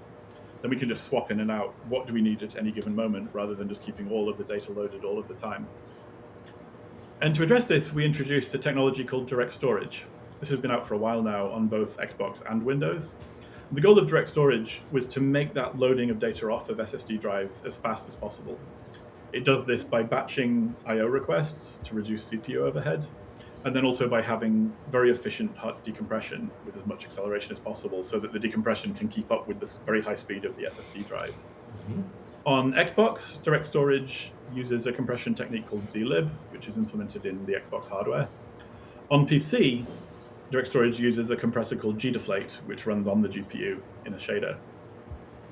And that's worked okay, but we're not done.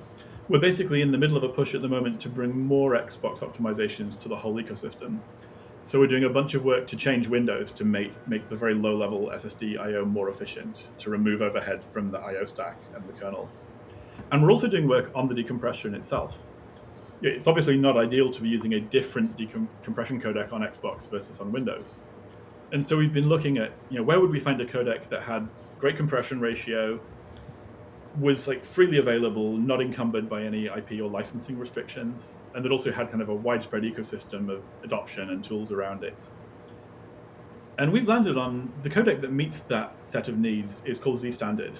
That is it's a great codec. It delivers really good compression ratios. It's very efficient to decompress, and it's growing in support across the industry. And so we have selected Z-Standard as the compression codec to use going forward across all of DirectX and all of the Windows and Xbox ecosystem. We recently released a preview of Direct Storage version 1.4, which includes preview support for Z-Standard. And we're excited to have people go and try that out and give us feedback on it and start using it. We're at the early stages of this transition, but the intent here is that every game should opt into Z-Standard, and every device should be good at efficiently loading and decompressing this data. Along with Direct Storage 1.4, we also introduced a new technology called the Game Asset Conditioning Library, or GACL. This is an open source library that's available on GitHub. And the goal of this is to improve the compression efficiency of Z-Standard. It does this by transforming your data before you feed it into a Z-Standard compressor. You can run the data first through the GACL. And this will use a couple of techniques. It can shuffle bits around to rearrange data in such a way that it will then compress better. And it can also do lossy compression by using entropy reduction to throw away bits that are not visually important to the quality of the end result. And combining these two techniques, we're seeing about a 50% reduction in data size, even over the top of Z-Standard in its original form, which is already pretty good, because Z-Standard is a good compressor. So this is really exciting. We're looking at these techniques reducing the sizes of asset data, particularly textures, by a pretty huge amount. And so combining these things, we're looking forward to a world of fast streaming data, very well compressed data, games that don't crash, games that don't have shader compilation glitches, and games that can have more visual detail, higher quality images. Wow. I'm really excited to see all five of these techniques come to fruition and getting them in the hands of developers and seeing what developers do with them. Mm-hmm. I want to finish up just quickly by calling out that we recently hit a big anniversary. DirectX 12 turned 10 years old. I'm super excited to have been around for the entire time that this has been happening, and really excited to still be adding all of these new things to DirectX. We're clearly very far from being done improving DirectX and taking it into new directions. And I want to close by calling out, this is a link to our blog. I moved fairly quickly through a lot of content today. There's a lot more I could say about every one of these topics. And many of these topics have releases coming up in the months to come, where there are going to be previews and then final releases of all of the stuff I talked about. So go to our blog. You will find articles there that have all of the detail that I didn't have time to cover in this quick section. And as we ship things, there will be new articles there showing up with announcements every time we make a major release to DirectX. So that's the place to go to learn more and follow what's going on as we move forward. And thanks for listening along today. This has been a pleasure. And with this, I'd like to introduce my colleague, Brady. Thanks, Sean. Hi, I'm Brady Woods, and I'm a product leader in the Hi, Xbox Brady. Commerce team. My team is all about connecting Before we continue on with the video, shout out to the 70 people here on the show. If you're new to the channel, please hit the like button. Please hit the subscribe button and also hit that bell. Let's go. Now, back to the video. Great games with the players who will love them across the Xbox ecosystem. Today, you've heard a bit about where Xbox is going. Xbox available across devices, designed to meet players wherever they choose to play. Ooh. And you've heard about the great investments we're making to help developers build great games and deliver them across more devices. Now I want to talk a little bit about what comes next, after build, and how the Xbox Marketplace is evolving to help your games find their audience and grow. So let's jump in. Here's a data insight that sets us all up. When we made it possible to browse and buy Xbox content on mobile, we saw increased revenue per player and growth in our transactions per player. Ooh. What that means is that this player demand was already there. Players wanted to act on their interest, and by giving them that ability on their mobile device, which travels with them, we at Xbox made it easier. For developers, this means every game on Xbox has a storefront presence on every device a player owns, without building anything extra. Your game is already there. This is what the future of play looks like on the commerce side. Players are no longer tied to one screen anymore. And store, for all of us across industries, is no longer a destination. It comes to us, it travels, it's ambient. And this is why our gaming platform needs to meet those players wherever they are. The way we think about it is there are two sides that need to work together. Give developers better tools to get their games in front of the right players. And give players better experiences to find and enjoy those games. Exactly. When both sides work, it creates a flywheel. Yes, it does. Better tools, better experiences, everybody wins. That's how great games find players who will love them, and how those players keep coming back for more. On the developer side, our marketplace investments are organized around three key areas, and we're going to walk through them. First, we're helping developers build excitement and capture player intent before a game launches. Second, we're giving developers the tools to grow their game after launch with self-serve tools for promotion, offers, and merchandising. Nice. And third, we're investing in data and insights underneath all of it so that developers can see what's working and make informed decisions and respond to player signal. That's the developer half of the flywheel. I'll show you how it pulls through to the player side shortly, but first, let me walk you through what we're building and what's live today. To start us off, one of the biggest things we heard from developers was make it easier for players to show they're interested before a game even launches. So we're investing in wish lists and game preview. When your game gets announced, Xbox is there to help you capture that moment. Which they got. That's why we are making wish lists simpler, with easier setup, Wow. time to release display, and notifications that let players know the moment a game they're following is ready That's for them. been pretty good though. The wish For list. developers, that means real demand signal before launch day. I gotta say. And for players, it means fewer missed launches. And we're refreshing our game preview experience. In the new experience, developers get a streamlined onboarding path, better analytics, and we're creating a dedicated game preview channel on the store. So that players who are looking for something to try early have a curated place to find it. And developers with early access titles get real discovery, not just a label on their page. This means players get to try games earlier, give feedback, be a part of shaping the experience. That's cool. It's a way to build community around a game before it even ships. Good stuff. Which is core to what returning to Xbox is all about. Go Brady. The other thing we kept hearing was when a game has a moment, developers need to be able to move fast. Think about it. A content creator plays their game on a platform like this one, and it trends on social, driving new interest. They need to get a connection with players while that energy is still live. That's why we're building self-serve tools that let developers create and launch promotions directly. We're building two types.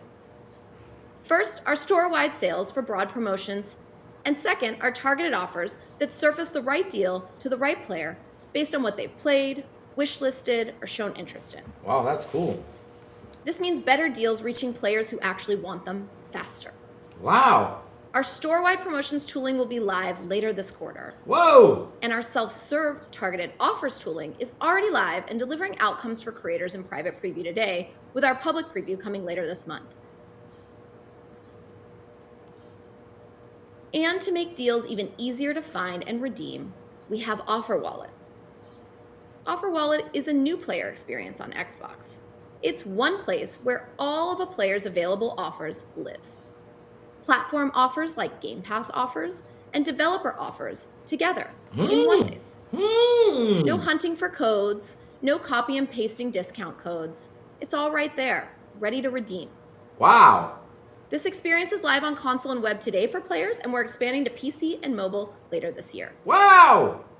Over time, we will extend Offer Wallet to be self-serve also, so that developers can schedule their own offers to sit right along our platform promotions. You'll be able to schedule things like buy plus get deals, or offer virtual currency gifts to players who have engaged in some time. It's another way for developers to maintain a direct connection with their players. And we're investing in deep linking.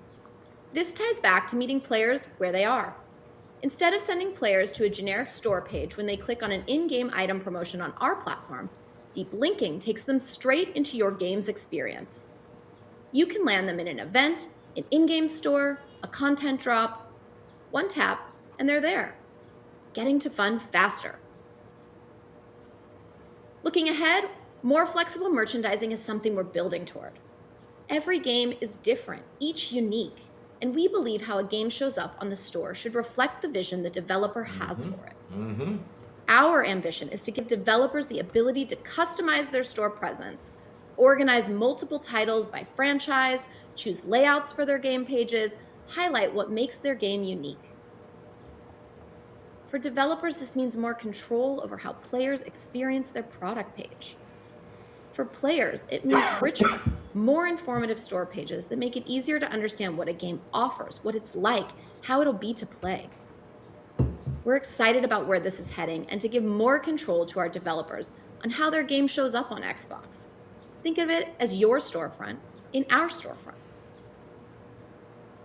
Lastly, on the developer side, we're investing in data and insights. This is the foundation that makes everything else smarter. We are building dashboards into the Xbox Marketplace tools that show developers what's happening with their titles in near real time. Things like page views, wish lists, and purchases across the Xbox storefront, all refreshing and available for developers to see with 5-minute granularity.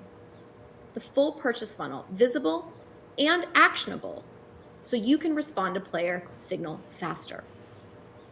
And for studios with their own data teams and analytics infrastructure, we're also delivering raw event-level data directly into their systems as it happens. No more pulling, polling, or waiting for reports. The same data that powers our dashboards is now available in yours. Better data means developers can make better decisions about how they operate. They can build in concert with their players by receiving signal and acting on it. That leads to better games and better experiences across the board. That's the developer side of the flywheel. Pre-launch tools, post-launch promotions, and real-time data. Wow. Now, let's talk about how this pulls through to the player side. Because the tools developers build with directly power the experiences players see. Yeah. We talked about how players are moving across device. We showed you this with mobile. On Xbox, your game's presence moves with them. That's the future of play on Xbox. Wish lists and libraries sync across console, PC, handheld, and mobile. Xbox Play Anywhere games lets players pick up right where they left off on any device. And our cloud gaming extends reach even further, putting your games on smart TVs, streaming sticks, and more. After launch, the platform keeps working for developers and players alike. When a developer runs a promotion using the self-serve tools we just talked about, players see it. Discount badging surfaces automatically across every storefront. And our dynamic channels are curated collections to update based on what's relevant right now for players. New releases in a genre they love, games their friends are playing, or titles that have recent updates. It's not a static storefront. It adapts to what each player cares about. Our smarter recommendations surface games when we have high confidence a player will love them, not just when something is on sale or has just launched. And we're investing in serendipitous discovery too. Better search, better filtering, better ways for players to stumble onto their next favorite game 6 months after launch. As your game evolves, with new seasons, new content drops, new reasons to come back, our platform evolves how it presents that value to players. This is what a return to Xbox looks like on the commerce side. It's a platform that keeps investing in the relationship between developers and the players who love their games long after launch day. So that's the picture. Great games, discovered by the right players, supported by real-time data, and presented beautifully across every screen. Pre-launch to post-launch to the future of play, all part of a marketplace built to connect developers with the communities that'll love what they build. And we're not building this alone. All the tools you saw here today are a product of the partnership we have with our developer community, understanding their needs and helping them build for what's next. We're going to keep investing here. Subscribe to stay connected on what's coming and travel over to MicrosoftGameDev.com to learn more. Yep. Back to you, Annette. Thank you, Brady. We hope you've enjoyed the overview of some of our most mission-critical GDC talks. We're excited to share more of our presence at GDC, which brought 20,000 developers together in San Francisco this past March. Nice. Today, we're going to highlight Xbox's G4E community events, which is intended to cultivate a welcoming, inclusive space where developers can connect, share experiences, and build meaningful relationships across the industry. The event drew hundreds of energetic developers and Xbox's communities who participated in activities like our interactive YI Game Wall, where developers told their stories through engaging table topics, jammed out with a live DJ, picked up swag, and so much more. Now, please enjoy a few words from our community leads and a message from Team Xbox. We've been doing this for years, I think probably since 2017, some variation of this event. I think it's really important because it shows that Microsoft cares. The space that we created today is especially important to continue telling the stories of the people that are playing the game. And we are here to do that and make the connection so that everyone's stories and games can be played. So the fact that we even have this in the first place is incredibly meaningful. It's like one step of like, hey, we want you here, you're at the table. And so having it build up for us to be able to have a presence, and then also that we're building a culture that is thinking globally, that we're thinking of our players in a global sense, and we're looking forward. I love spaces like the G4E Lounge because it's got everybody here. Seeing people that are within your community, but you're also seeing people that are in other communities. You get to talk to them, learn a little bit about them, maybe learn something you didn't know before. This is an inclusive space for people. Everybody's welcome. They're going to have a place of belonging, and they can see themselves not only in just the games, but in our companies. For an individual who wants to be a developer, that they can aspire to go to a company that recognizes that if they've got a need or if they're part of a niche group, that they're not by themselves. That's what this community space is about, to be supportive of each other. Getting into veterans in gaming is to make sure that our veterans feel seen, valued, and heard, and they have opportunities for professional development and growth, along with the process that they go through to get jobs here in this gaming industry, or any industry for that matter.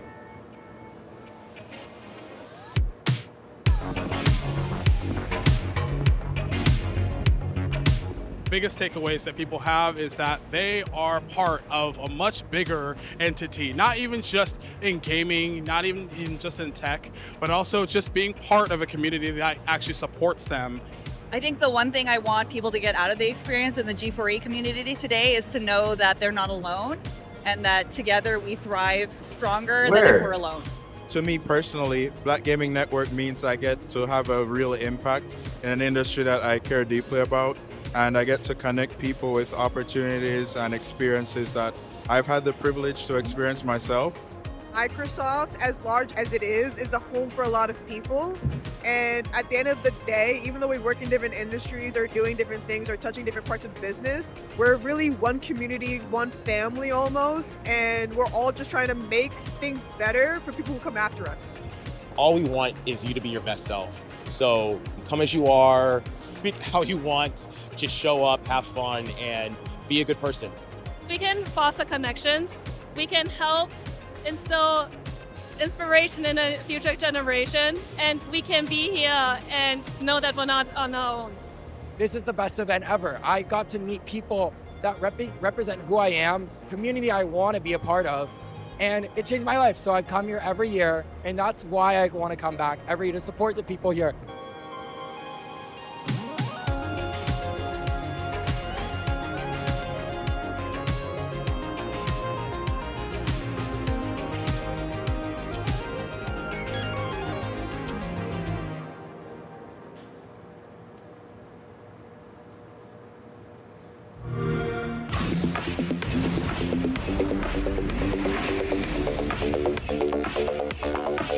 We're excited to deepen our relationship with game creators around the world and help them reach new audiences and learn from each other. Innovation, craftsmanship, and performance remain a priority for us to this day. We love to explore new and original ideas. With a little bit of pressure and creativity, something interesting is created that wasn't there before. At Xbox, we're just incredibly lucky to work with so many creative there's the teams Helix. across the industry. There it is. Do you see it? This is a passion project for all of us here. マイクロソフトの最先端クラウドテクノロジーとその未知なる構想への挑戦がようやく可能となりました。 It's handcrafted entertainment full of love, made for real people, by real people, which is amazing.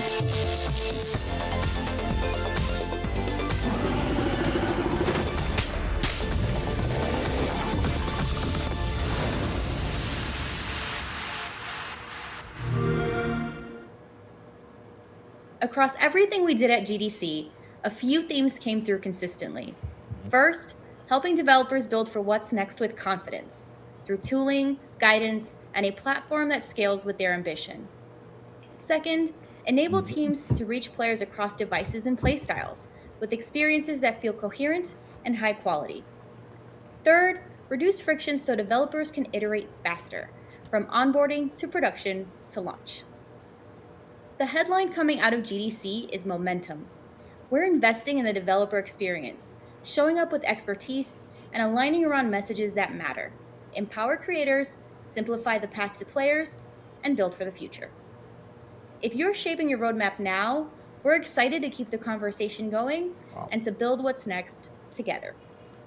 And with that, Chris, back to you to close us out. Oh, thanks, Annette. Yeah, as we wrap up, we really just want to say thank you for spending this time with us. We hope you can feel our excitement about great games, the future of play, and the return to Xbox. And that all really starts with you in the dev community.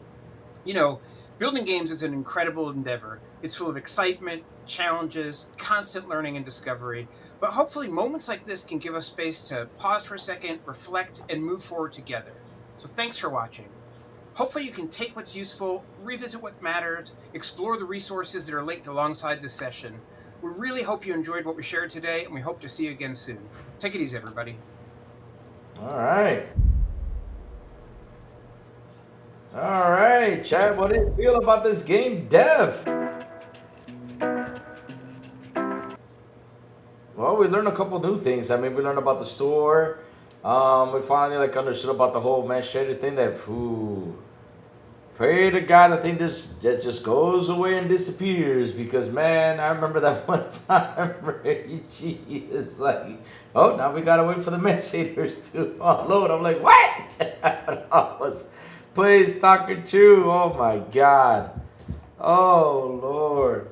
I remember all that stuff. But before that though, shout out to the 70 people here on the show. Please hit the like button. Please hit the subscribe button. Also hit that bell. If you're new to the channel, please do, sir. Oh my God. Oh, let me do something real quick. Oh, okay, we're good now. All right, so yeah. What do you guys think, chat? What do you guys think about everything that happened? It was good? Yeah, it was good. Oh, you're welcome, Legalidad. Always happy to do. I mean, this was a very, very big stream, you know. 3 out of 10 show, Raichi. Raichi, what were you expecting out of this? Come on, man. I mean, I was expecting like the Helix to be shown. I was like, probably gonna show the Helix on it, you know. Probably. I was actually crossing my fingers, but no, that did not happen though. So it was pretty but I was expecting it to be. Ah, okay. Pickle says 10 out of 10. What I've liked it to see, have seen a little more info. Yeah, that was, I mean, the whole mobile store thing that, you know, they're going to have something much more simple for discounts and stuff like that. I mean, that's pretty cool. I was like, whoa, that's awesome. And, you know, hearing about reducing the mesh shaders again, I'm like, please do, sir. Please do. Because, man, I really do hate when I have to install a game and it says, okay, now we got to wait for the mesh shaders to come uncompromised. I'm like, oh, crap. And we had to wait for 25 minutes, 30 minutes before that happens, before you start the game. Or, like it happened to me with Doom the Dark Ages, that it launched at 8 p.m. and I had to wait for the game to uninstall itself. To install itself before, you know, I started to play. I'm like, oh, God, I had to wait 45 minutes for that stuff. 45 minutes for that to happen, though. But, man, it's getting better and better.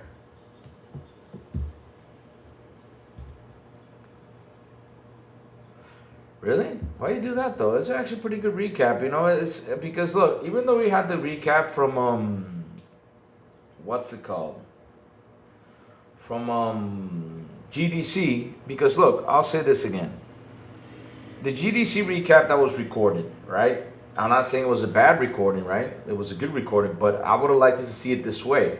You know, because this way, you know, it gives you much more detail, because you remember that person who was filming it was going to one side then the other, one side then the other, one side then the other. And so it was like some things like got me a bit confused. But it was well recorded. I cannot say it was bad. No, it was pretty good. But what I really did like though, in this one is now you can see everything, like how he's talking about it and he's showing it on screen. Now you can finally like connect the dots even better than how it was before. You know? Yeah. So I think it was a pretty good recap, and then, you know, they went into a deep dive, talk a little bit more about the DirectX, stuff that they're doing that even though some of us couldn't understand, right? I mean, I didn't understand pretty much a lot of it, but hearing about, you know, the mesh shaders and everything becoming much more easier to throw out there, I was happy about that. The mobile store and everything, you know, how they're trying to get the developers for the games to be known even more is actually a good thing. And I like the idea on how they want to connect both sides and make it a perfect world. I love that idea. That is something that really has me intrigued though, because, you know, you probably might be playing your favorite game and something comes up with your favorite game that you probably don't know, and now you're going to know because, you know, either way it's going to keep on reminding you. So that's a perfect thing. I love that idea. That was fantastic when I heard that. That was actually pretty good. You know, and everything's going to be much more faster, much more easier. Yeah.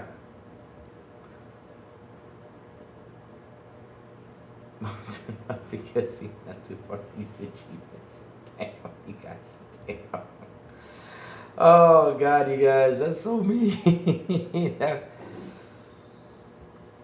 The PC out they shown looks way too updated. Diego 6, over 3,600 PS cloud games. Class libraries, like 500 of them. Really? But chat, you know, I was really happy to stream this. You know, it was good stuff. At the end of the day, I was happy, you know, from reading all this stuff and listening to all this stuff, you know, because again, like I said, the recording was good, but this one seems like, you know, the connecting the dots was much more easier than how it was before. So that was good. And I like the whole idea, like after that, they sat down and talked to us a little bit of what's going on, especially to the devs, making the work easier for the devs. I mean, that's some fantastic stuff, though. Good stuff, good stuff. Obviously, phones are dangerous. Why are phones dangerous, though? What do you mean by that, though? The minute you buy a game on Xbox that's already on your PC, console, and cloud ready to play, Sony doesn't have that. Oh, that is so true. They are so behind on that. Really behind on that. That's actually one of the best things on Xbox. And so I read a commenter here, started scratching my head, and he says, guys, keep in mind, console mines games not non-gaming PC task, which it means the ideal way to play games at home PC and console, laptop and desktop play games is just transporting workstation. Okay, and then I asked some meaning. So having your game on console's PC, just giving options to play different ways, cross saves, or whenever you travel, bring games handheld or traveling with console options, it seems. Yeah, so Jet James, this has been going on for a long time. We had the Xbox Play Anywhere. We have the cross saves. We have all that stuff. I mean, we have had that we buy games on Xbox, and if we had it installed either on PC or we have it on our handheld or mobile, whatever we did here on the box. Let's say I finished Chapter 3 in Gears of War, and I have to go out. Okay, I grab my handheld, grab my mobile, grab my controller, whatever. Head out, log into my mobile, and I continue on from Chapter 3. And let's say I finish Chapter 5 on mobile or my handheld, right? I come back home, turn on the Xbox, I continue on from Chapter 5. It's the beauty of Xbox. That's the best things, they do out there. That's why we love it. Did Xbox mention PlayStation? So the thing is, Pickles saw something that it says the SDK, but remember, PlayStation's got to have the SDK though, Pickles, because if you have Call of Duty, that's from Xbox. If you have what's it called, Elder Scrolls Online and stuff like that, they gotta have in order to get what they need over there. So yeah, Dead Leopard, what's up? Good morning and good afternoon. I mean, Sid Lord, hello, Sid Lord, what's up, man? How you doing, Sid Lord? Everything's good. But yeah, all in all, I really enjoyed it though. It wasn't boring because look, even though there was a lot of dev talk in there, of course, sites right now are pouring out, showing more information about it, and probably explain a little bit better, But at the end of the day, though, I was happy this was shown. I was happy people tune in, watch the show, learn a little bit more about Xbox because it's important for them to learn what's going on with the box or what's coming up forward if they want to put their games out there, though. Yeah. On a break at work. Nice. Now me, I'm about to, let's see though. It's time to go inside the return of Xbox. In my notepad newsletter is where I dig into our first internal Xbox all hands in more detail. Alright, let's read this real quick. Continue to the destination. When was this though?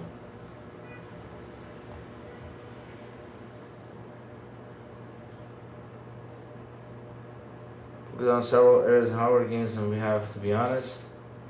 Let's read this before it gets tagged out. You guys ready? This is a long one though. Let's read this before it gets tagged out. Let's read this quick because it's just opened up on the Verge. On the Verge. What did I say, Purge though? So let's read this real quick just to have this right here. Or Bro Boy, do me a favor. Dissect this one for me right away. Before it if Bro Boy, if you're still here, someone out here, I'm putting out the link down here. If someone can, I can't put it over here. Dang. Let me type it in the Discord so Robot can get it. Now I'm in trouble though. Oops. Okay, delete. Okay, got it now. Let me send it to Discord. Let me ask Robot to dissect this one for me real quick. There we go.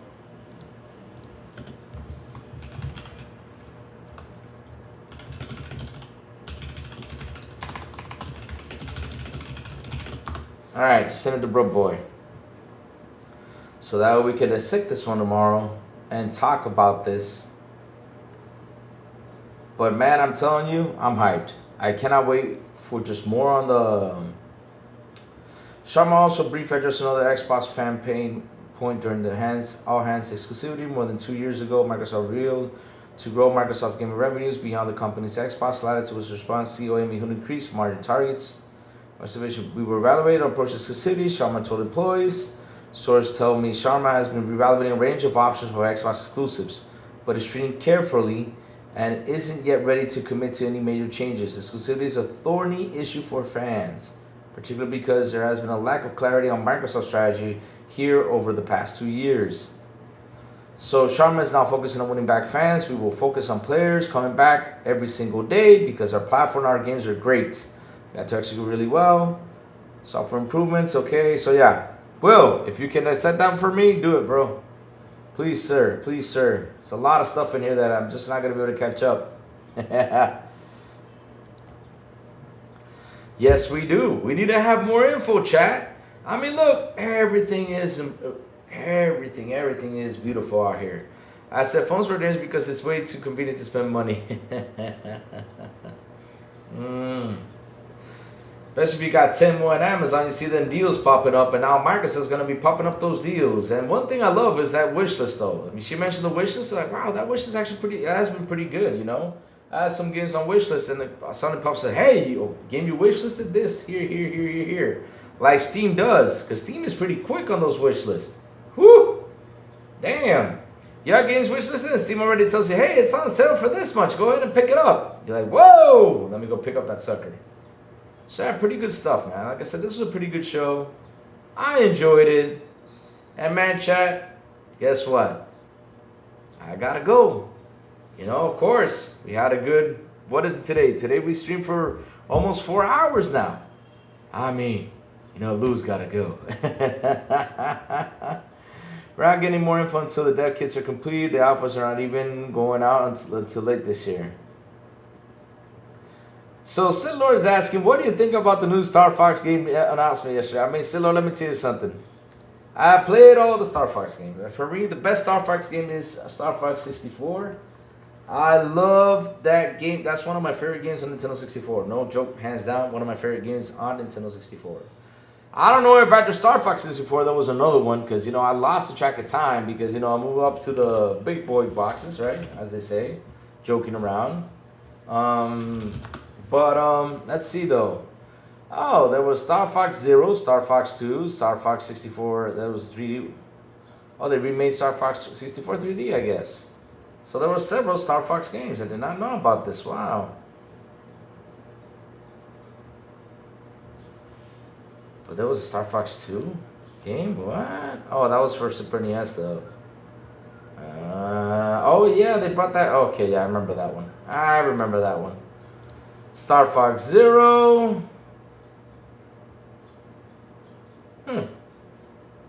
Oh, like I said, I was out for Star Fox though. And now seeing like Star Fox Remake 64 came back, I was like, oh shoot. I'm happy now. Oh man, I love Star Fox. That was one of my favorite games from back in the day. One of mine. Yep. And podcast, Lou. W podcast, Lou. Thank you for my Lamar Davis. Thank you. For more excited for Street Fighter remake than any other game on out. Wait, what? You're more excited for Street Fighter? Street Fighter? Another Street Fighter remake? Street Fighter has like 2,000, 3,000, 4,000 remakes though. Damn. But man, Sid Lord, I'm excited for Star Fox though. But not yet getting the Switch though. I'm getting 6. SF2, Street Fighter 2 was cancelled and wasn't released except for the SNES Minimum Classic Machine. Then we're gonna have a Street Fighter 2 remake? Oh god, no. Not another Street Fighter. Oh, Star Fox means 64. Okay, yeah. Because every SF I think is Street Fighter though. Okay, I got lost there. I was like, Street Fighter? I was like, what? Oh man. See? I get confused all the time with all these codes though. You got SF, which I know it means Street Fighter, now it's Star Fox. Same thing with GOW, God of War, Gears of War. Ah! Now Halo's simple though. Yeah, Halo's just Halo. I'm excited for something that I've not seen about. You ready for Gears of War? Nice. Me? I'm waiting for what is that song go? That Halloween song. I'm waiting for Halloween, baby. I'm excited for Halloween. I'm excited for Hellraiser. Shit, that Hellraiser game, man. Wow. I saw like a little deep dive that they had in IGN a couple days ago. I was like, yo. It's a AAA game too. I was amazed. Wow. Me too. GTA 6 is gonna be great. BB, that's all you're talking about. It's finished and 5. Ooh, Demon Edge 82 says I can't. Oh, that's another one. Oh, when is that one coming out? I'm getting that one day one. Oh, that's a good game. It's 2026, but when though? Ace Combat is always good. Demon Edge. Oh my God, you mentioned a game right there, man. You mentioned I hope they add the cool sound barrier effects, which they took them off in the last 2 Ace Combats. incredible that the 360 Ace Combat that came out had their freaking sound barrier breaking, which was fucking amazing. I don't know why I don't have it in this though. Seriously, I had that. When you're flying that jet, you see that break, man. Yo, that is so cool when that happens though. Oh my god, I love that sound barrier breaks, man. That's why I love the 360 one. Like every time I play Ace Combat. What was the last Ace Combat 7, right? It was Ace Combat 7. I go back to Ace Combat 7 and I go back to the other Ace Combat that came out in 360, right? I'm like, yo, 360 version, got the sound barrier breaking and everything. On this one, like, I push the throttle. I'm like, please break the sound barrier. No, not the. Damn, come on, give me that, man. It was so cool doing that, though. Oof. My God. Wow. This year's packed of games, though. It's packed of great games, man. Oof, I'm getting that Ace Combat. Oh, man. Oh, baby. Oh, man, Chad. Oh, man. What else is out there, chat? Anything you guys want to share before we start heading out? Because, Bill's got to head out, though. Let me see if I wrote a message. I was supposed to go to the dealership today because I'm supposed to do something, but I'm not getting the reply, though. Okay, she's asking. All right. Cool. The new trailer for 8 looks so good. Oh, yes, it does. But again, it needs to have the sound barrier breaking thing. It needs to. It needs to have it. That and Control 2. Nice, nice. Control 2, yeah. That's another good game.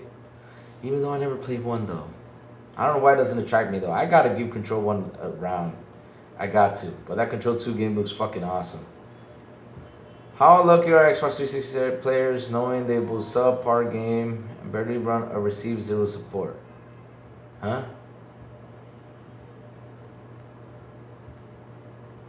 Okay. I don't know why that comment came over there on YouTube, but okay. I guess that guy is pretty mad. I guess. Yeah. I think. Alright. Oh, chat. What a nice day it's been. It's been a nice day. Finally got more stuff on the Helix. We did not see the console. Damn it.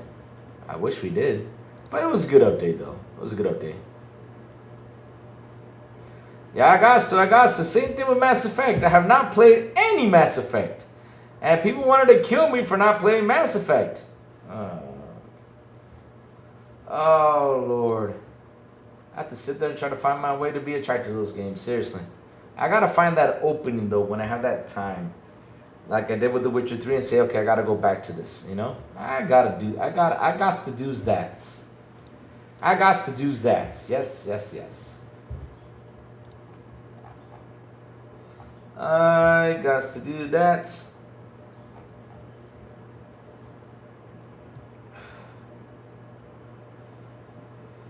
Of course we didn't see the Helix console. Hey! It could be called Felix, the wonderful cat, though. Really? Nice, nice. I gotta play that one. I mean, I got a couple games I gotta go back and play from, Because, man, I was busy. Yep, I got to. I got to get it, my chat. I got to get it. I gotta spend some money on getting that. Yeah, I got to. Yeah, I got to. Oh, man. Let's see what else is out here, because I bet you everybody's talking about the Helix today. They might just see some new Xbox UI, an image of the Xbox keynote at GDC shows off an Xbox dashboard with less ads, changes to the Xbox app, and more details. See? I told you we're going to get something nice out here. So, yeah, here it is. Building for the future access includes PlayStation. Yeah. These guys just don't understand, though. Oh, Lord. Now they're going to use this and console war with it. Lord.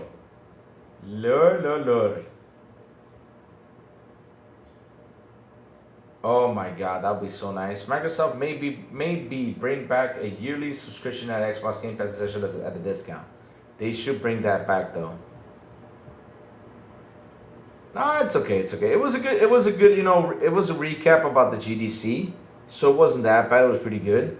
You know, and in order for like I said, the GDC presentation was good, but there was some things that I lost a little bit because you saw the person move the camera one side, do this. But yeah. Yep, the next Wednesday the boot up will be green. Thank you.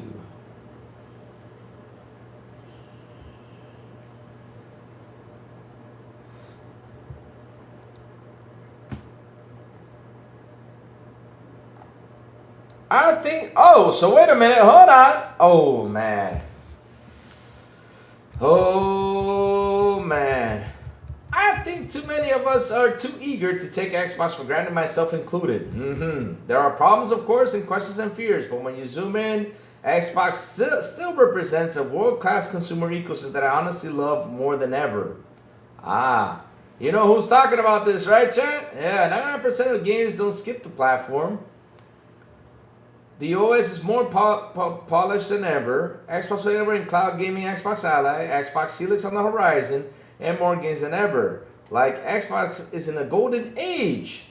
But you want to know it from reading comments online. But wait, didn't you just read an article 2 days ago saying that 30% they got defeated? Now you're saying that you're taking it for granted? Oh, chat. We're going to read that tomorrow, chat. We're going to read about that tomorrow, my friends. But chat, man, thank you all for hanging out with me right now, man. It was fantastic. Thank you all for super chats. Thank you all for memberships. You guys rock. You guys are awesome. I love you guys to death. And remember, chat, I'll be back here tomorrow morning on Good Morning with Crazy Little Gaming, like I always do, from Mondays to Fridays, 9 a.m. Eastern, 9:10 to be exact, though. I added the 10 minutes extra because, you know, it gives me a little bit of 10 minutes just in case, you know, something happens. Like, sometimes it does. A lot of the times, though. But yeah, you know, I'm here from Mondays to Fridays, 10 a.m. to 11:10 a.m. So tune in tomorrow. We have a lot of things we got to discuss. And like I said, more news is coming out. And yes, tomorrow is the day that we're going to find out what happens on PlayStation. And of course, they have their little update that's going to happen over the weekend, which we will talk about on Monday. May 8th, they said they were waiting, and we will talk about that area on Monday. But tomorrow, though, probably while I'm live, we'll probably find out what happened in the court, though. Bye, y'all. See y'all tomorrow morning.